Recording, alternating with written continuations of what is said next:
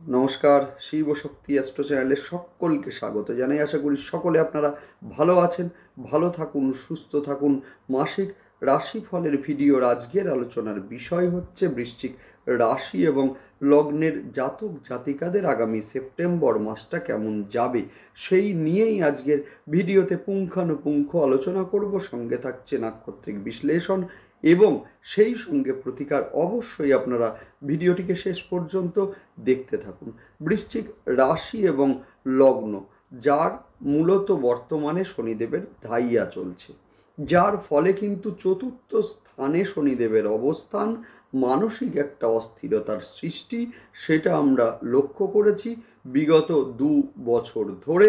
সেই সঙ্গে আমরা লক্ষ্য করেছি যে মূলত চতুর্থে শনিদেবের অবস্থান এবং যার ফলে সমসপ্তম দৃষ্টি কিন্তু দশম ঘরের দিকে, যার ফলে কর্মে একটা চাপ বা মূলত যাদের জন্মছকে শনিদেব নিচস্থ বা শত্রু গৃহগত আছেন এদের ক্ষেত্রে মূলত কর্মপ্রাপ্তির ক্ষেত্রে বাধা বা কর্ম হারাতেও আমরা লক্ষ্য করেছি।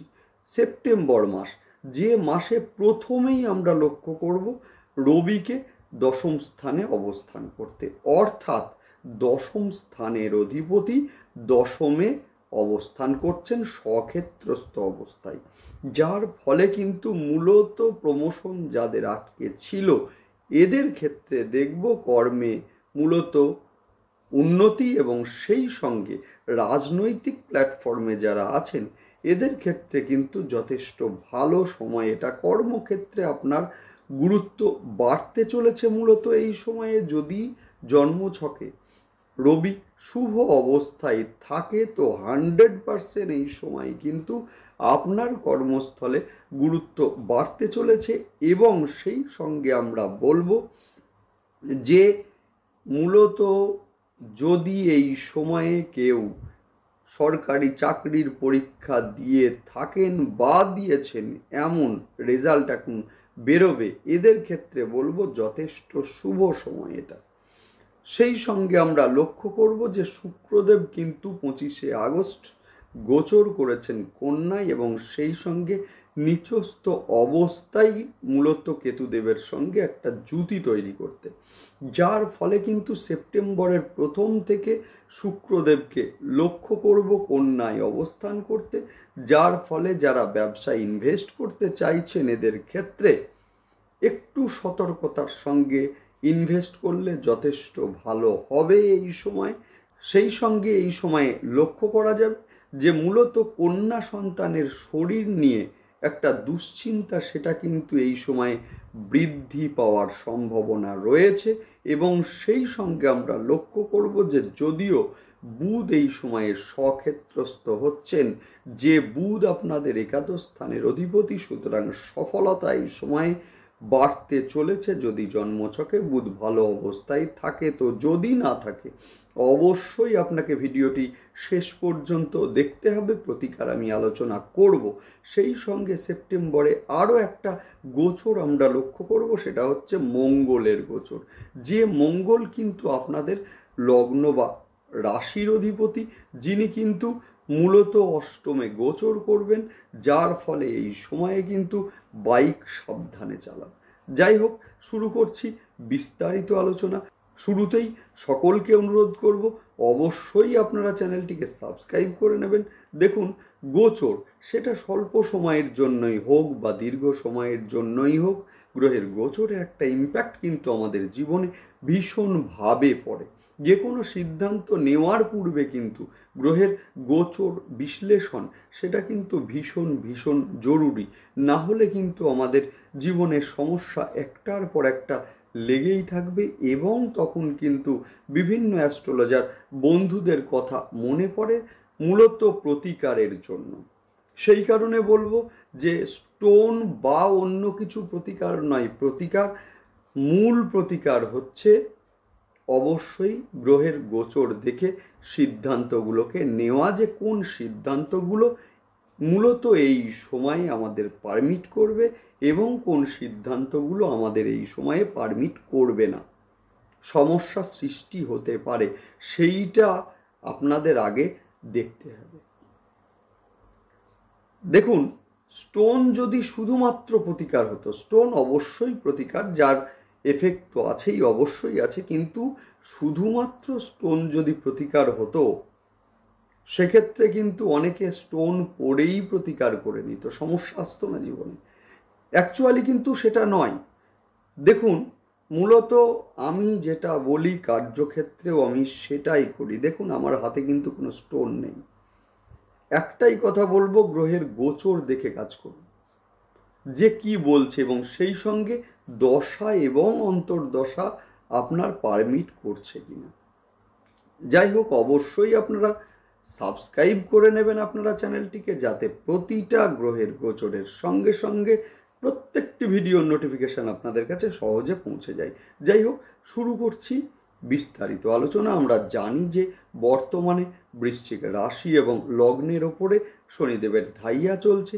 শনিদেব বর্তমানে বৃশ্চিক রাশি এবং লগ্নের চতুর্থ স্থানে অবস্থান করছেন, যার ফলে যাদের জন্মছকে শনিদেব নিচস্থ আছেন, বকরি আছেন বা শত্রু গৃহগত আছেন, এক্ষেত্রে বলবো বিগত 2 বছর ধরে একটা মানসিক অশান্তি ও অস্থিরতার শিকার বৃশ্চিক রাশি এবং লগ্নের জাতক জাতিকারা হচ্ছেন। বিশেষ করে সাংসারিক বিভিন্ন সমস্যার হঠাৎ আগমন যেমন হয়েছে, একইভাবে আমরা দেখতে পেয়েছি যে গৃহ বা স্থাবর সম্পদ নিয়ে যাদের ঝামেলা অলরেডি চলছিল, সেই ঝামেলা কিন্তু বৃদ্ধি পেতে, মায়ের শারীরিক অসুস্থতা, বিশেষ করে কোমর, হাঁটু, অস্থিজনিত সমস্যা, সেইটা যেমন এই সময়ে লক্ষ্য করা গেছে, একইভাবে কিন্তু এই সময়ে শিক্ষার্থীদের ক্ষেত্রে মূলত পরিশ্রমের তুলনায় রেজাল্ট বা কোনো ভালো প্রতিষ্ঠানে ভর্তির ক্ষেত্রে বাধার সম্মুখীন সেইটাও হতে লক্ষ্য করেছি আমরা। সেই সঙ্গে দেখব যে চতুর্থে অবস্থান করে শনিদেবের সমসপ্তম দৃষ্টি ছিল আপনাদের দশম স্থানের ওপরে, যার ফলে কিন্তু কর্মের চাপ যেমন বেড়েছে, একইভাবে কর্মস্থলে শত্রুতা বা জব স্যাটিসফ্যাকশানের অভাব সেইটাও কিন্তু এই সময়ে লক্ষ্য করা গেছে। চাকরি হারাতেও বা বাধ্য হয়ে চাকরি ছাড়তেও লক্ষ্য করা গেছে বৃশ্চিক রাশি এবং লগ্নের অনেক জাতক জাতিকাকে। তবে এই সময়ে অর্থাৎ সেপ্টেম্বর মাসে রবি স্বক্ষেত্রস্থ হয়ে সিংহে অবস্থান করবেন, যার ফলে কিন্তু কর্মস্থলে যাদের প্রমোশন আটকে ছিল সেই প্রমোশন বর্তমানে পেতে যেমন দেখা যাবে, একইভাবে কিন্তু কর্মস্থলে গুরুত্ব বাড়তেও লক্ষ্য করা যাবে। যারা রাজনৈতিক প্ল্যাটফর্মে রয়েছেন এদের ক্ষেত্রে কিন্তু এই সময়ে উন্নতি লক্ষ্য করা যাবে। তবে একটা বিষয় মাথায় রাখতে হবে যে এখানে কিন্তু শনিদেবের দৃষ্টি সেইটাও কিন্তু গুরুত্বপূর্ণ, যথেষ্ট গুরুত্বপূর্ণ, যার ফলে কিন্তু অনৈতিক যে কোনো কাজ বর্জন করুন। এই সময়ে যারা সরকারি চাকরির এক্সাম দিয়েছেন বা আগে দিয়েছেন, রেজাল্ট বেরোবে, এদের ক্ষেত্রে কিন্তু আগামী 16ই সেপ্টেম্বর এবং তার পরের 1 মাস যথেষ্ট গুরুত্বপূর্ণ, যেহেতু দশম স্থানের অধিপতি 16 তারিখে আপনার গোচর করছে একাদশ স্থানের ওপরে। সুতরাং যথেষ্ট ভালো হবেই হবে এই সময়ে, যদি জন্মছকে রবি এবং বুধ ভালো অবস্থায় থাকে।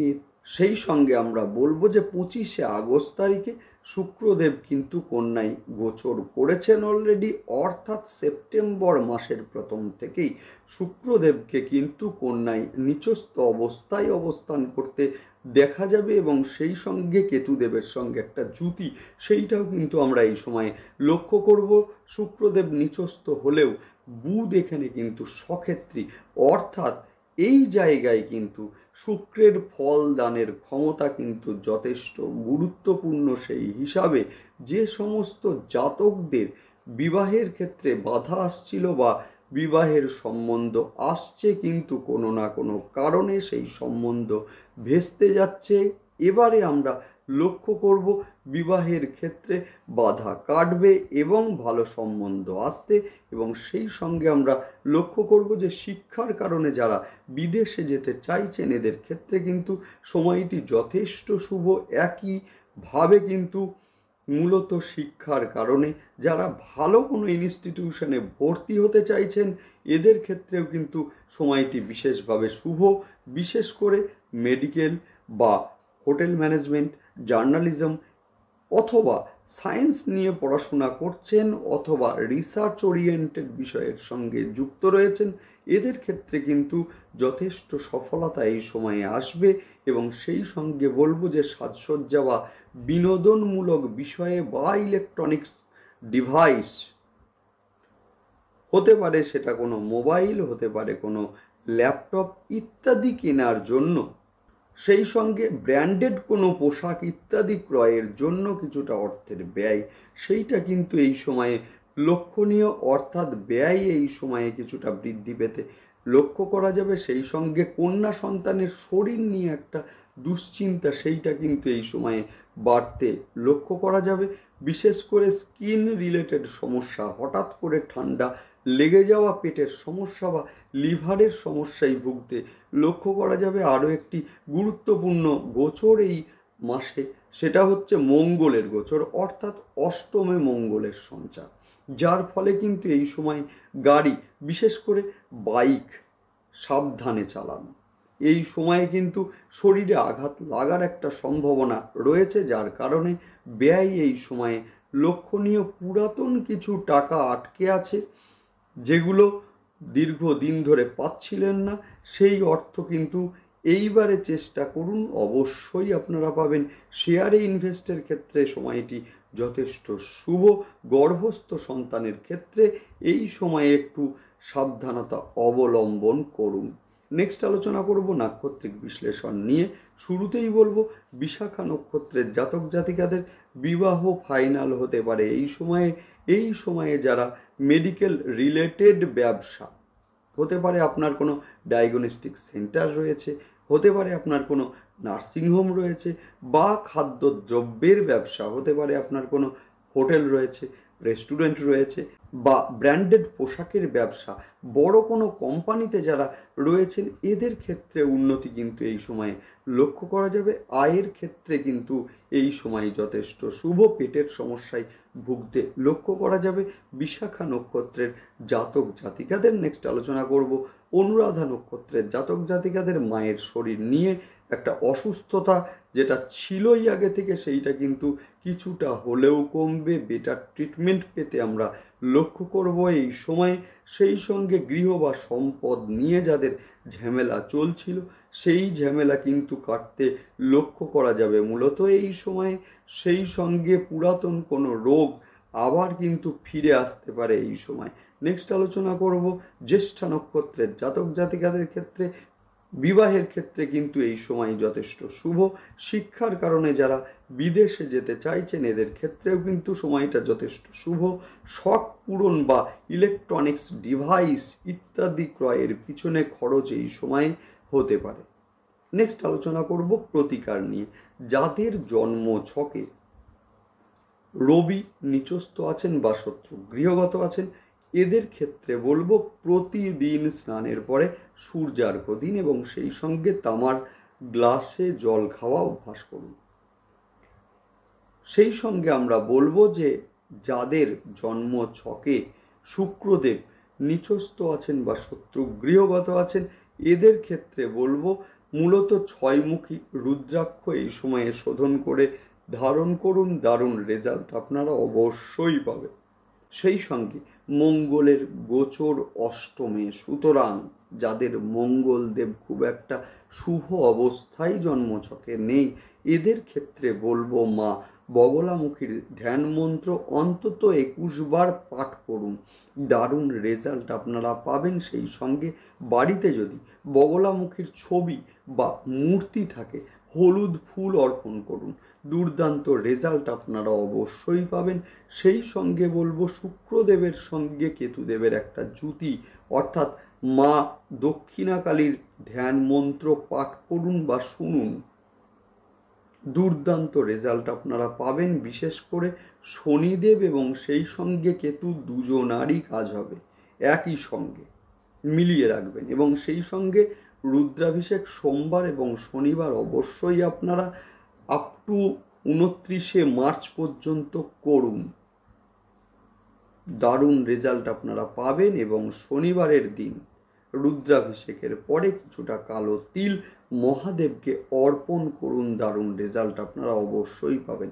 যাই হোক, ভালো থাকুন, দেখতে থাকুন এবং সেই সঙ্গে অবশ্যই কিন্তু চ্যানেলটিকে সাবস্ক্রাইব করে নেবেন। নমস্কার।